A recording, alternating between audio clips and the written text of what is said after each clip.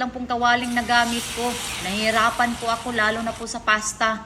Nahihirapan po akong maglagay, nagkatupi-tupi na po siya. Ayun, go pa rin tayo. 4 lang po na layer ang nagawa ko. Siksikan na siya na parang mga salmon.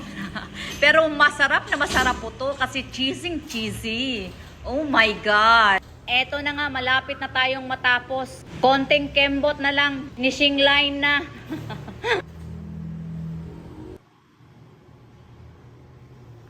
Lagyan ko lang ng cheese sa taas. Okay. Ayan, kainan na.